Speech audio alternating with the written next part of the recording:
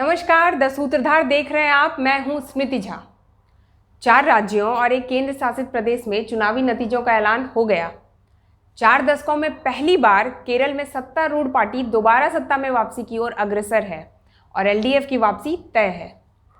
तमिलनाडु की अगर बात करें तो वहां एमके स्टालिन का जादू चला और डीएमके की जीत पक्की हो गई है। असम विधानसभा चुनाव में बीजेपी जीत चुकी है तो पुदुचेरी में भी एनडीए गठबंधन ने चुनावी बाजी अपने नाम कर ली है। बंगाल की बागडोर एक बार फिर से ममता बनर्जी ही संभालेंगी, ये आज तय हो गया, क्योंकि बंगाल की जनता ने ममता बनर्जी पर विश्वास जताया है और जनता के विश्वास के दम पर ममता बनर्जी ने राजनीति का पूरा खेल बदल दिया और खेला कर दिया। राजनीति की एंग्री वुमेन ममता बनर्जी का यही अंदाज है। विपक्षी चाहे जितना मजबूत हो, वह उसे अपने भरोसे पर हावी नहीं होने देती। ममता बनर्जी आखिर तक हार नहीं मानती और भले ही ममता स्वयं नंदीग्राम से हार गई हों, लेकिन इस चुनाव में ममता बनर्जी पिछली बार से भी ज़्यादा मजबूत बनकर निकली हैं। और जहां तक बीजेपी का प्रश्न है तो इसमें कोई संशय नहीं कि बीजेपी ने बंगाल में अपनी दमदार उपस्थिति दर्ज करा दी है।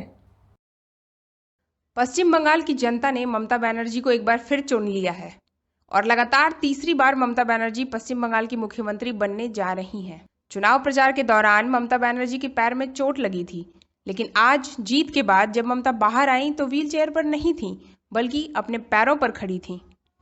हालांकि कोरोना की वजह से ममता बनर्जी ने जीत का जश्न मनाने से इनकार किया है। टीएमसी के समर्थक जोश से भरे हुए हैं क्योंकि ये जीत आसान नहीं थी। बंगाल में बीजेपी ने टीएमसी को हराने के लिए एड़ी चोटी का जोर लगाया था। बड़ी बड़ी रैलियां की गईं। पीएम मोदी ने बंगाल में कई जनसभाएं की। जनसभाओं में भीड़ भी जबरदस्त थी। गृह मंत्री अमित शाह ने रोड शो किए। रोड शो में लोग भी खूब शामिल हुए। बीजेपी अध्यक्ष जेपी नड्डा से लेकर उत्तर प्रदेश के मुख्यमंत्री योगी आदित्यनाथ ने भी बंगाल के चुनाव में जोर आजमाया। बीजेपी के तमाम बड़े चेहरे चुनावी रण में हुंकार भर रहे थे।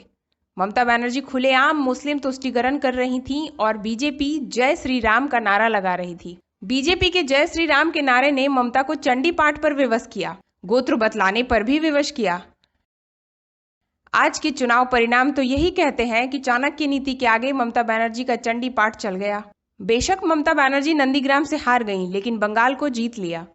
ऐसा पहली बार नहीं हुआ है। 2011 में भी ममता बनर्जी ने 34 साल पुरानी लेफ्ट की सरकार को सत्ता से उखाड़ फेंका था। 2011 विधानसभा चुनाव में टीएमसी को 184 सीटें मिली थीं और गठबंधन के साथ आंकड़ा 200 से ज्यादा पहुंच गया। वहीं 2016 में ममता बनर्जी पर बंगाल ने दोबारा भरोसा दिखाया और पहले से कहीं ज्यादा सीटें दे दी। टीएमसी ने अपने दम पर 211 सीटें हासिल की। 2019 के लोकसभा चुनाव के बाद ममता के लिए मुश्किल खड़ी हो गई। लोकसभा चुनाव में बंगाल में 18 सीटें जीतकर बीजेपी टीएमसी के लिए बड़ी चुनौती बन गई थी। बंगाल विधानसभा चुनाव के लिए बीजेपी ने आक्रामक रणनीति अपनाई और टीएमसी को कमजोर करने में कोई कसर नहीं छोड़ी। चुनाव की आहट आते ही टीएमसी के कई सांसद और विधायक ममता बनर्जी का साथ छोड़ते गए। सबसे बड़ा नाम था शुवेंदु अधिकारी का, जो दिसंबर 2020 में ही टीएमसी से अलग होकर बीजेपी में शामिल हो गए। सिर्फ यही नहीं, उनके साथ सिलभद्र दत्ता, सकेत पंजा, सुकरा मुंडा, विश्वजीत कुंडू, बंसरी मैत्री ने टीएमसी का साथ छोड़ा। इसके अलावा इस जनवरी में राजीव बैनर्जी और फरवरी में दिनेश त्रिवेदी और दीपक हल्दर टीएमसी से अलग हो गए। ममता बनर्जी बंगाल में अकेले दम पर टीएमसी के लिए प्रचार करती नहीं। प्रचार के दौरान कई हथकंडे भी अपनाए गए। पैर में लगा प्लास्टर हो या व्हील चेयर पर रोड शो। चोट असली थी या नकली, यह तो डॉक्टर जाने और दीदी जाने। लेकिन आज की असलियत तो यह है कि बड़े बड़े चेहरों के आगे जमकर डटकर अकेले ही बंगाल के चुनावी खेला की विजेता बनकर सामने आई ममता बनर्जी। चुनाव स्पेशल में इतना ही। अगली बार मिलेंगे मुंशी प्रेमचंद की एक दिलचस्प कहानी के साथ। तब तक अपना ख्याल रखिए। धन्यवाद।